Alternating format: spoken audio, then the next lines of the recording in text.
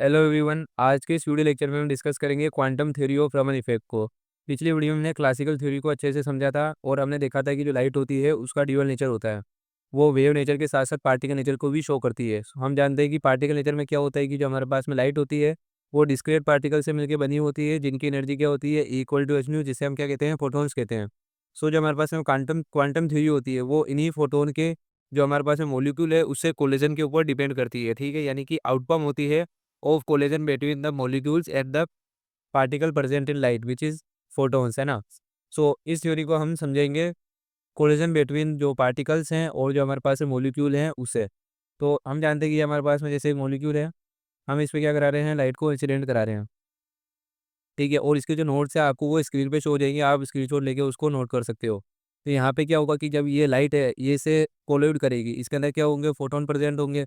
तो जब ये फोटोन इस मॉलिक्यूल से कोलिड करेगा तब हमारे पास में क्या पॉसिबिलिटी हो सकती है, जो हमारे पास में स्केटर्ड फोटोन होगा या जो रेडिएशन होगी उसकी जो हमारे पास में एनर्जी होगी वो सेम रहेगी एज दैट ऑफ इंसिडेंट, यानी कि इसकी अगर फ्रीक्वेंसी न्यू जीरो है तो ये जो हमारे पास में स्केटर्ड फोटोन होगा इसकी भी फ्रीक्वेंसी क्या होगी, न्यू जीरो होगी।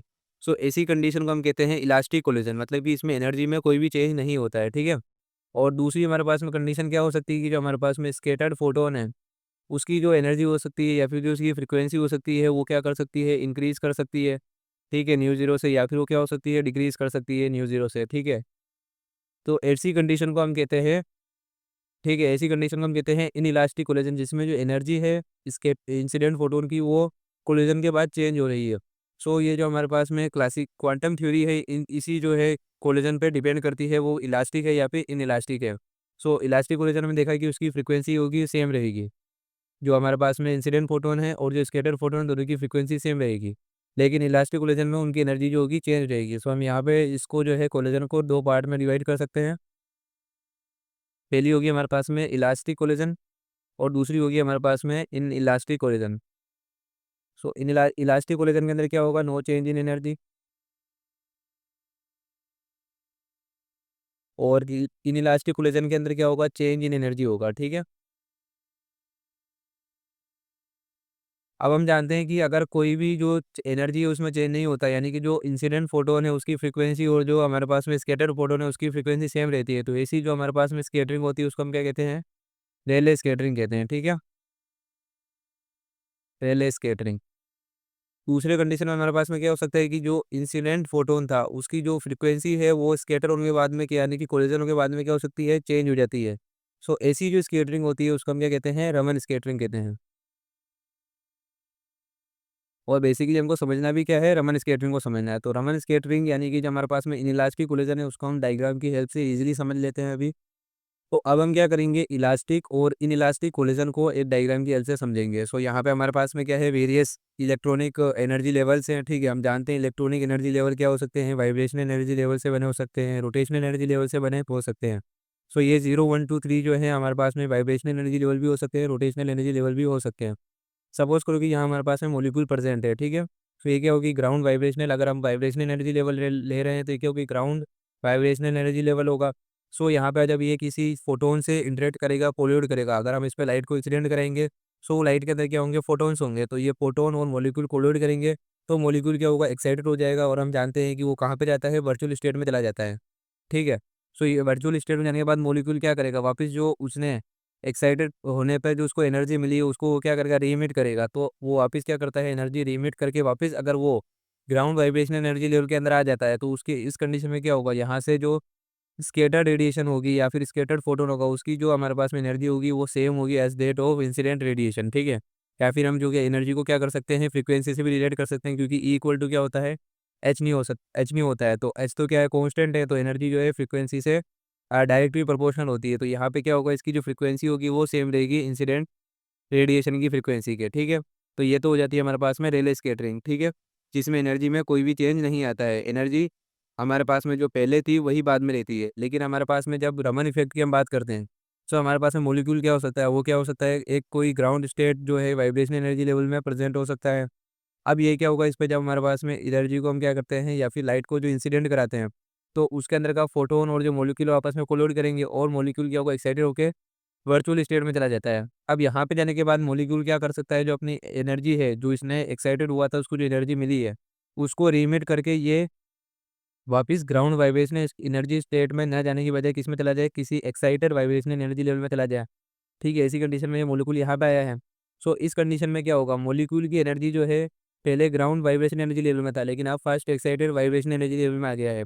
मतलब मॉलिक्यूल की एनर्जी इंक्रीज से कर जाती है। अब ये जो एनर्जी है इसको कहाँ से मिली, ये एनर्जी इसको जो फोटोन है उससे कोलिड करके मिली है। तो ऐसी कंडीशन में क्या हमारे पास में फोटोन होगा, जो स्केटर्ड फोटोन होगा उसकी एनर्जी जो होगी वो डिक्रीज कर जाएगी। ठीक है, तो एनर्जी क्या हो जाएगी, H nu minus del E हो जाएगी। डेल्टा यहाँ पे हमने क्यों लिखा है, क्योंकि ये जो एनर्जी होगी वो क्या होगी, इन दोनों एनर्जी लेवल के बीच का डिफरेंस ही तो होगी। क्योंकि मॉलिक्यूल को कितनी एनर्जी मिली है यहाँ से और यहाँ पे, इसमें जो एनर्जी डिफरेंस है उतनी एनर्जी मॉलिक्यूल को मिल गई है। तो ये एनर्जी जो होगी वो हमारे स्केटर्ड फोटोन है उससे माइनस हो जाएगी। ठीक है, थर्ड कंडीशन हमारे पास में क्या होती है कि जो मॉलिक्यूल हो किसी एक्साइटेड एनर्जी लेवल में प्रेजेंट हो, और उस पर अगर हम जो है इंसिडेंट लाइट है उसके जो फोटोन है उसे कोलोइड करता है और एक्साइटेड होकर किसी वर्चुअल स्टेट में चला जाता है। ठीक है, वर्चुअल स्टेट में आने के बाद मॉलिक्यूल यदि क्या होता है कि वो जो हमारे पास में ग्राउंड वाइब्रेशनल एनर्जी लेवल है उसके अंदर आ जाता है। ठीक है, सो ऐसी कंडीशन में क्या होता है, इससे जो स्केटर फोटोन निकलता है उसकी जो फ्रीक्वेंसी होती है वो क्या होती है, इंक्रीज कर जाती है इंसिडेंट फ्रीक्वेंसी से। ऐसा क्यों होता है, क्योंकि हमारे पास में मॉलिक्यूल पहले ही क्या है, एक्साइटेड वाइब्रेशनल एनर्जी लेवल के अंदर प्रेजेंट है, और उसके बाद वापस ये कहाँ पे आ गया, ग्राउंड वाइब्रेशन एनर्जी लेवल में आ गया। तो मतलब इतनी एनर्जी, यानी कि इन दोनों एनर्जी लेवल के बीच में जितना भी डिफरेंस है डेल्टा ई है, उतनी एनर्जी जो है मॉलिक्यूल ने किसको दे दी, फोटोन को दे दी। सो ऐसी कंडीशन में क्या होगा, जो स्कैटर्ड फोटोन होगा उसकी एनर्जी जो होगी इंक्रीज कर जाएगी। ठीक है, सो ऐसी कंडीशन में जो हमको लाइन्स ओपन होगी उसको हम क्या कहेंगे, एंटी स्टोक्स लाइन कहेंगे, और ये जो स्केटरिंग है उसको हम क्या कहते हैं, एंटी स्टोक्स स्केटरिंग कहते हैं। सो इस डायग्राम से हम इजीली जो है Stokes scattering, anti Stokes scattering और रमन इफेक्ट को कोलिजन की थ्योरी के ऊपर जो है समझा सकते हैं।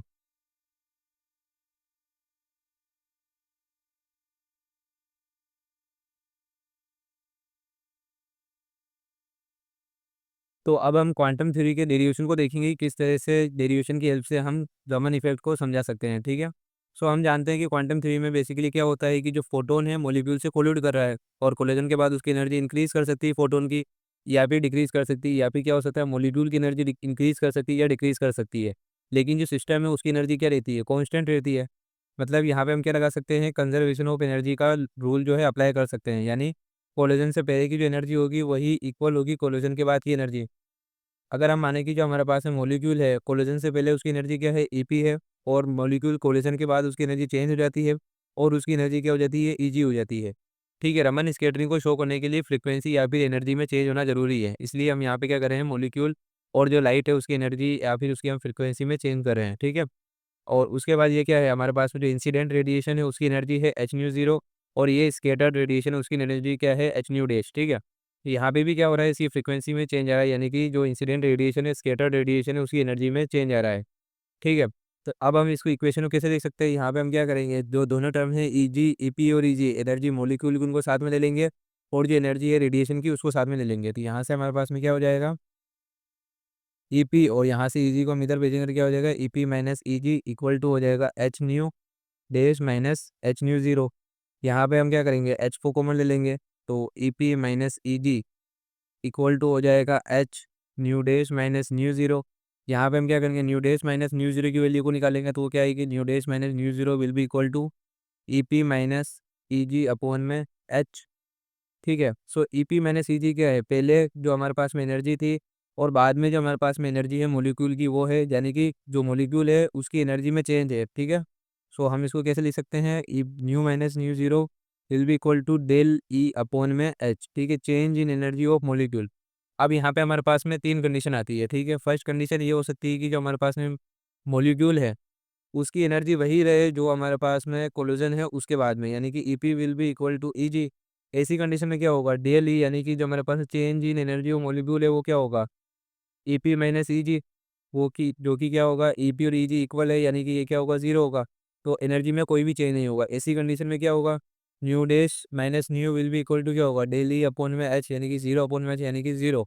सो nu dash will be equal to nu zero, यानी कि जो इंसिडेंट रेडिएशन थी उसकी फ्रिक्वेंसी और जो स्केटर रेडिएशन उसकी फ्रिक्वेंसी सेम रहेगी। ठीक है, अब हमारे पास में सेकंड कंडीशन क्या हो सकती है, सेकंड कंडीशन ये हो सकती है कि जो हमारे पास में ईपी है, यानी कि जो मॉलिक्यूल है जिसकी एनर्जी कोलिजन से पहले है, वो क्या हो सकती है, कम हो सकती है ईजी से। यानी कि जो ईजी क्या है, कोलिजन के बाद की एनर्जी, मतलब कोलिजन के बाद जो हमारे पास मॉलिक्यूल उसकी एनर्जी इंक्रीज कर रही है। ऐसी कंडीशन में हमारे पास में डेली क्या होगा, ई पी माइनस ई जी। अब यहाँ पे ई जी की वैल्यू हाई है, तो यानी कि जो डेली है उसकी वैल्यू क्या आएगी, नेगेटिव आएगी। तो यहाँ हमारे पास में जो हमारे पास में एक्सप्रेशन था उसको हम किस तरह से लिख सकते हैं, nu dash minus nu will be equal to minus का डेली अपॉन में एच। यहाँ से अगर हम न्यू डेज की वैल्यू निकालें तो वो कितनी निकल के आएगी, nu dash will be equal to nu zero minus del E upon में एच। सो ऐसी कंडीशन में क्या होगा, न्यू डेज की जो वैल्यू है वो क्या होगी, कुछ कम हो जाएगी। ठीक है, न्यू जीरो में से कुछ कम हो जाएगी, यानी कि न्यू जीरो की वैल्यू ज़्यादा होगी न्यू डेज से। सो ऐसी कंडीशन में क्या होता है कि जो हमारे इंसिडेंट लाइट है वो क्या करती है, या जो इंसिडेंट फोटोन है अपनी कुछ एनर्जी मॉलिक्यूल को दे देता है, और उसकी जो फ्रिक्वेंसी होती है वो डिक्रीज कर जाती है। थर्ड कंडीशन हमारे पास में हो सकती है कि जो ईपी है उसकी एनर्जी ज़्यादा हो सकती है ईजी से, यानी कि मॉलिक्यूल की जो एनर्जी है कोलोजन से पहले ज़्यादा थी और कोलोजन के बाद में उसकी एनर्जी डिक्रीज कर गई। तो ऐसी कंडीशन में क्या होगा, EP minus easy, EP minus easy will भी अब क्या होगा, पॉजिटिव होगा, क्योंकि ये इसकी वैल्यू ज़्यादा है। ये जो वैल्यू आएगी पॉजिटिव आएगी। तो हमारा एक्सप्रेशन क्या था, nu dash minus nu zero equal to del E upon मैथ होगा। ठीक है, अब हम जानते हैं कि यहाँ से हम न्यू डेज की वैल्यू निकालेंगे तो क्या निकल के nu zero plus del E upon में एच, यानी कि जो न्यू डेज है यानी कि स्केटरिंग के बाद जो हमारे पास में फ्रिक्वेंसी वो इंक्रीज कर गई कितनी, डेली अपॉन में H. So nu dash will be greater than nu zero. So ऐसी कंडीशन में हमारे पास में जो स्केटरिंग होती है उसको हम कहते हैं anti Stokes scattering, anti Stokes scattering. और जो स्पेक्ट्रम पे हमारे को लाइन ओपन होती है उसको हम क्या कहते हैं, एंटी स्टोक्स लाइन कहते हैं। ठीक है, और ये जो हमारे पास में स्कैटरिंग है जिसमें इंसिडेंट फोटोन है उसकी जो फ्रीक्वेंसी होती है वो ज़्यादा होती है as compare to scatter photon, जिसको हम कहते हैं स्टोक स्कैटरिंग। इसको हम क्या कहेंगे, स्टोक्स स्कैटरिंग कहेंगे। और जो स्पेक्ट्रम पे लाइन ऑप्टेन होगी उसको हम स्टोक्स लाइन कहते हैं। अब यहाँ पे एक पॉइंट आता है कि जो हमारे पास में एंटी स्टोक्स लाइन्स होती है उसकी जो इंटेंसिटी होती है स्टोक्स लाइन से कम होती है। अब ऐसा क्यों होता है, सो बेसिकली हम जानते हैं कि हमारे पास में मॉलिक्यूल्स का जो डिस्ट्रीब्यूशन होता है वो किस तरह से होता है, जो हमारे पास में ग्राउंड एनर्जी लेवल होते हैं वहाँ पे मॉलिक्यूल जो होते हैं ज़्यादा प्रेजेंट होते हैं। ठीक है, ये चीज़ जब हम स्टैटिक्स के अंदर पढ़ेंगे, ठीक है, क्वांटम के अंदर जो हम डिटेल में जो पढ़ते हैं स्टैटिक्स, तो वहाँ पे हम देखते हैं कि जो हमारे पास में डिस्ट्रीब्यूशन होता है वो जो मोस्ट प्रोबेबल डिस्ट्रीब्यूशन होता है वो क्या होता है, जिसमें एक मॉलिक्यूल से वो ग्राउंड एनर्जी लेवल के अंदर प्रेजेंट होते हैं। तो जो हमारे पास में ग्राउंड एनर्जी लेवल है उसके अंदर मॉलिक्यूल की जो नंबर होगी वो ज़्यादा होगी as compare to excited energy level. So यहाँ पे प्रोबेबिलिटी क्या होगी, जो हमारे पास में रमन इफेक्ट है वो शो करने की प्रोबेबिलिटी होती है 1 इन ए मिलियन। तो यहाँ पे जब हमारे पास में इंसिडेंट फोटोन कोलिड करता है वो स्कैटर होता है, तो उसकी जो हमारे पास में दो तरह की हो सकती है स्कैटरिंग, या तो उसकी एनर्जी जो हो सकती है इंक्रीज कर सकती है, डिक्रीज कर सकती है। ठीक है, तो ये जो प्रोबेबिलिटी होती है ये ग्राउंड एनर्जी लेवल में ज़्यादा होती है। तो यहाँ से जो होगा ये स्कैटरिंग ज़्यादा होगी as compare to excited energy level.